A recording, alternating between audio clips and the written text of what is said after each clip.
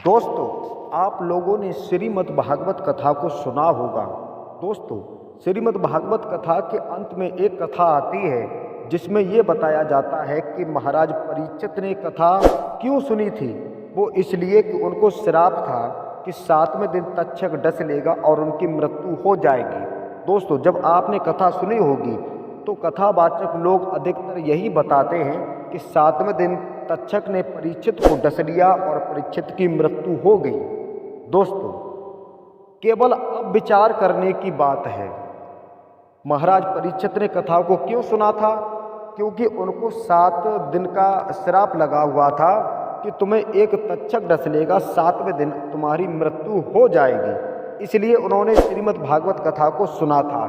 श्री सुखदेव जी ने श्रीमद् भागवत कथा को सुनाया था।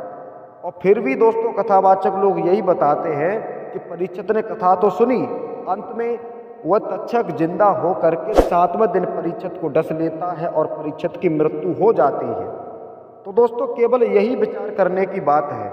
जब महाराज परीक्षित ने कथा को श्रवण किया तो महाराज परीक्षित नहीं बच पाए, तो हम लोगों को कथा सुनने से क्या फ़ायदा होगा? महाराज परीक्षित का जब कल्याण नहीं हुआ, जब महाराज परीक्षित नहीं बच पाए, उस श्राप से मुक्त नहीं हो पाए, तो हम लोगों को कथा सुनने से क्या फ़ायदा होगा? दोस्तों, आज की वीडियो बड़ी ही रहस्यमयी है। आज तक आप लोगों ने ऐसी वीडियो के बारे में नहीं सुना होगा, जो कि दोस्तों आज हम इस वीडियो में एक सच बताने के लिए जा रहे हैं। दोस्तों, कृपया आप इस वीडियो को अंत तक जरूर देखें ताकि सच्चाई आपको समझ में आ जाए। आपको आज की वीडियो में आपको मालूम पड़ जाएगा कि श्रीमद् भागवत कथा सुननी चाहिए या नहीं सुननी चाहिए।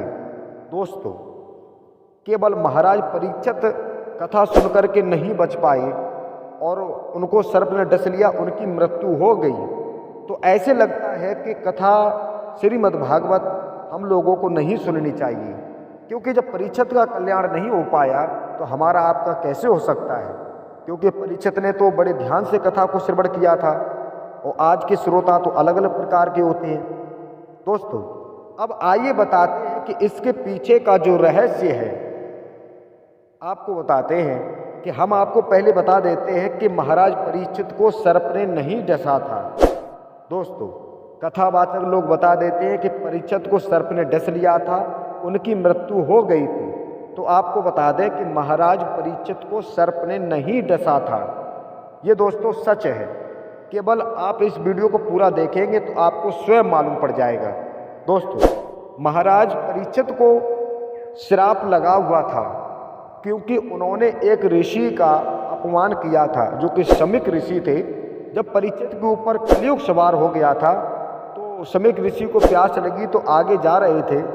एक आश्रम पड़ा शमीक ऋषि का, तो शमीक ऋषि ध्यान में लीन थे।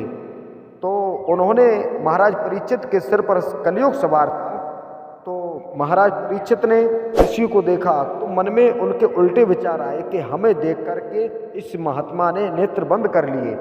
तभी महाराज परीक्षित ने उनके गले में मरा हुआ सर्प डाल दिया था। जब ये बात शृंगी ऋषि को मालूम पड़ी, तभी शृंगी ऋषि ने अंजलि में जल लिया और महाराज परीक्षित को श्राप दे दिया था कि तुमने हमारे गुरुजनों का, महात्माओं का अपमान किया है। जाओ महाराज परीक्षित, मैं तुम्हें श्राप देता हूँ। जो तुमने गले में सर्प डाला है मरा हुआ, यही मरा हुआ सर्प 7वें दिन जीवित हो जाएगा और तुम्हें डस लेगा, तुम्हारी मृत्यु हो जाएगी। ये श्राप शृंगी ऋषि ने दिया था। दोस्तों, आज की वीडियो बड़ी ही रहस्यमयी है, आप इस वीडियो को पूरा जरूर देखें। जब श्राप मिल चुका तो बाद में मालूम पड़ा तो शमीक ऋषि ने शृंगी ऋषि से कहा कि आपने गलत किया। महाराज परीक्षित बड़े अच्छे राजा हैं, उनके सिर पर कलयुग सवार था, इसलिए उन्होंने ऐसा किया था। लेकिन आप जानते हैं, शृंगी ऋषि ने केवल यही कहा कि अब हम कुछ नहीं कर सकते हैं, क्योंकि बंदूक से निकली हुई गोली और धनुष से निकला हुआ बाण कभी वापस नहीं आता है। तब शमीक ऋषि ने कहा था, बेटा महाराज परीक्षित को ये सूचना पहुंचा दो कि तुम्हें 7वें दिन तक्षक डस लेगा, जिससे तुम्हारी मृत्यु तय है। आप कोई बचने का उपाय कर सकें तो कर लें।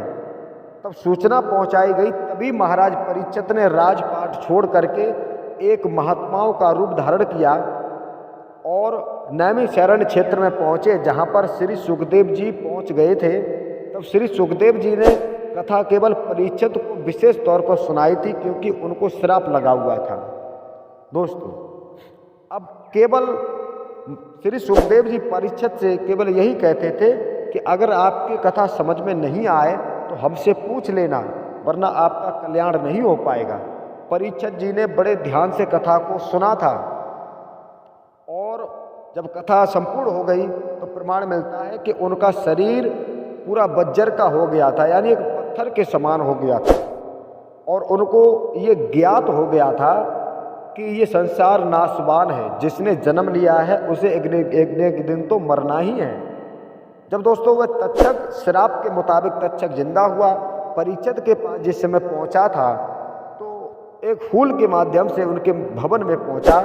महाराज परीक्षित को ये ज्ञात था, महाराज परीक्षित को मालूम था, जब उन्होंने पुष्प उठाया उन्हें ये मालूम था इस पुष्प में सर्प है, और सर्प काटने से पहले ही परीक्षित को ये ज्ञात था कि ये नाशवान संसार है, अब हमें इस संसार को छोड़ देना चाहिए। और तभी प्रमाण मिलता है कि परीक्षित के सर के तालू को फोड़ करके परीक्षित जी के प्राण निकल गए थे, सर्प काटने से पहले ही। दोस्तों, ऐसा प्रमाण मिलता है भागवत जी में, अधिकतर लोग इस बात को नहीं जानते हैं। दोस्तों, जब परीक्षित के प्राण तालू फोड़ करके निकल गए थे, पर फिर सर्प को काटने की कोई आवश्यकता नहीं थी, तभी परीक्षित की मृत्यु हो गई थी। लोग ये कह देते सर्प ने महाराज परीक्षित की नाक में काटा था, और कुछ लोगों ने पूछा नाक में क्यों काटा था, संपूर्ण शरीर तो वज्र का था। तो नाक में काटने से क्या किसी व्यक्ति की मौत हो सकती है? किसी व्यक्ति की मृत्यु हो सकती है? जब संपूर्ण शरीर आपका पत्थर के समान है तो क्या सर्प काटने से मृत्यु हो सकती है? आपको बता दें, जब तक पूरे शरीर में जहर नहीं फैलेगा तब तक कोई इंसान मर नहीं सकता है। दोस्तों, उनका शरीर तो पत्थर का हो चुका था, लेकिन उनको ये ज्ञात हो चुका था ये संसार नाशवान है, तभी उनके प्राण जो है तालू को फोड़ करके निकल गए थे। इस प्रकार परीक्षित जी की मृत्यु हुई थी। सर्प ने उनको नहीं काटा था। अगर सर्प काट लेता तो परीक्षित जी की कथा सुनने से कोई फायदा नहीं था, कथा का कोई लाभ नहीं था। और इसलिए कहते हैं कि कथा जब भी होती हो तो कथा को आप बड़े ध्यान से सुने, तभी कल्याण होगा। दोस्तों, ऐसा नहीं है कि कथा सुनने से कोई लाभ नहीं है, लेकिन जो सच्चाई है उसको लोग नहीं बताते हैं और अंधविश्वास में लोगों को भ्रमित करते रहते हैं। दोस्तों, केवल आज की वीडियो में हम ये सच्चाई इसलिए लेकर के आए कि अधिकतर कथावाचक लोग यही कह देते हैं कि नाक तक फूल जाते ही जाते आप पहुँचो काल महीपत को, और तक्षक द्वारा देहांत बहु महाराज परीक्षित को। दोस्तों, ये भागवत रामायण में लिखा हुआ है, सर्प ने परीक्षित को नहीं डसा था। तो दोस्तों, शायद अब आपकी समझ में आ गया होगा कि परीक्षित जी की मृत्यु कैसे हुई थी। अगर सर्प काटने से हो जाती तो आज भागवत कथा समाज में नहीं होती, क्योंकि जब परीक्षित का कल्याण नहीं हुआ कथा सुन करके, तो हम लोगों का कोई सवाल ही नहीं उठता है जो कल्याण हो सके। तो आशा करता हूँ दोस्तों ये वीडियो आपको अच्छी लगी होगी।